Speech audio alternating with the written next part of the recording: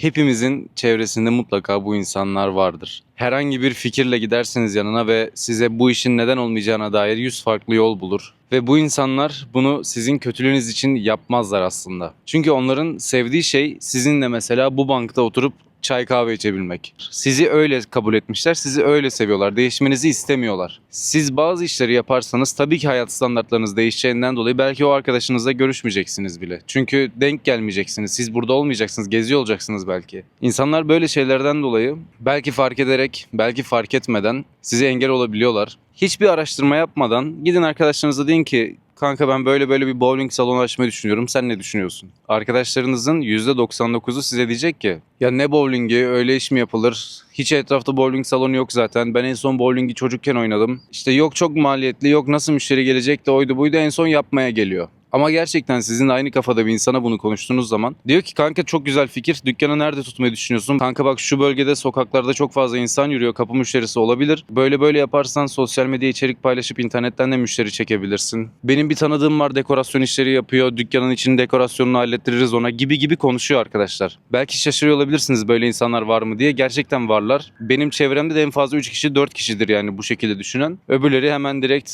ya mesela işte bisiklet satacağım diyeyim mesela. Ya sen ne anlarsın bisikletten? Bisiklet işte satılır mı? İşte millet gider motor alır. Yani böyle konuşuyorlar. Ondan dolayı kime ne söylediğiniz sizin için çok önemli. Yani o bana gir dedi diye girmeyeceğim ya da girme dedi diye girmeyecek de değilim. Herhangi bir arkadaşınız size bir fikirle geldiğinde örnek veriyorum sticker ürettirip satmak istiyorum dediği zaman ya ne sticker'ı sen çocuk musun falan filan demek yerine hani o işi o neden mantıklı düşünüyor? İlk bir bunu anlamak lazım. Çünkü sizin düşünmediğiniz bir şey düşünüyor belli ki. İlk önce onu bir anlayıp sonrasında konuşmak inanın çok daha verimli olur iki taraf için de. Bazılarına ciddiyet çok erken yaşta vuruyor arkadaşlar. Bazılarına belki hiç vurmuyor. Bazıları hiç ciddiye alamıyor iş dünyasını, gerçek dünyayı. Yani her şey çok toz pembe değil. Ondan dolayı gerçekliğin vurduğu insanlarla bazı şeyleri konuşmak gerekiyor. Bir de şimdi daha önceki videolardan da size anlattım zaten daha önce denediğim işleri. Orada da mesela arkadaşlarıma soruyorum. Kanka diyorum termos işine girmeyi düşünüyorum, ne düşünüyorsun? Bazısı var mesela diyor ki kanka işte şu bir marka var, çok bilinen bir marka var ama neden alternatif olmasın diyor mesela. Bence deneyebilirsin diyor. Böyle böyle tasarımlar güzel olur diyor. Böyle konuşan da var. İşte bilmem ne markası varken kim gelip senden alsın diyen de var. Bunlar arasında inanılmaz büyük bir fark oluyor arkadaşlar. Çünkü böyle şeyler duya duya insanları önem sıranız değişiyor. Anlıyorsunuz çünkü bazısı size yardımcı olmak istiyor. Beynini kullanıp size destek oluyor. O an başka bir fikir söylüyor ama bazısı direkt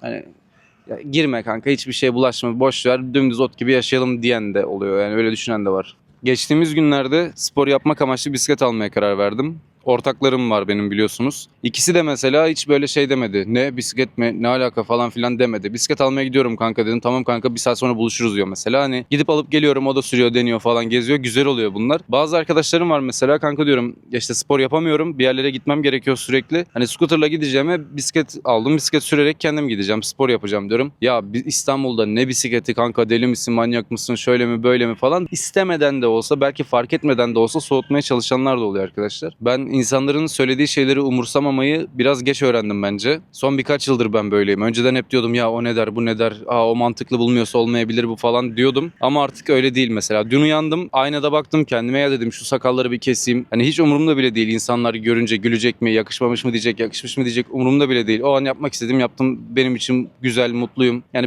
böyle olunca zaten hayat bir yerden sonra keyifli olmaya başlıyor. Yoksa sürekli böyle sıkışıyorsun. O ne der, bu ne der, şu ne der falan. Güzel olmuyor öyle. Bir de tavsiye alma konusunda bir şey söylemek istiyorum. Ben daha önceden yine bu konulardan dolayı söylüyorum. Bir iş yapacağım zaman bir sürü arkadaşıma sorardım. Sen olsan ne yapardın, sen ne düşünüyorsun gibi gibi sorular sorardım. Ama artık sadece benim olmak istediğim yerde olan insanlardan tavsiye almaya başladım. Çünkü ben bunu şöyle de anlatayım.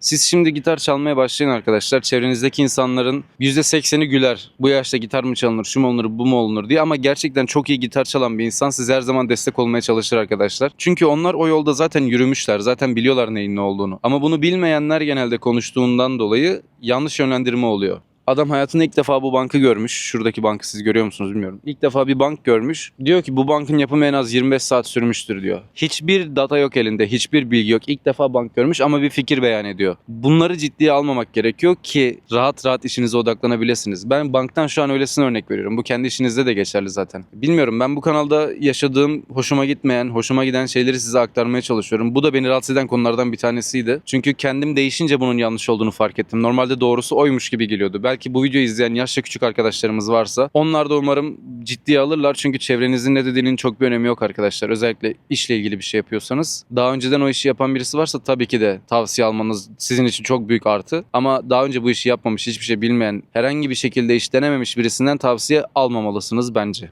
Kimi dinlediğiniz çok önemli. Bu videoda söylemek istediklerim bu kadardı. Kendinize iyi bakın. Görüşmek üzere.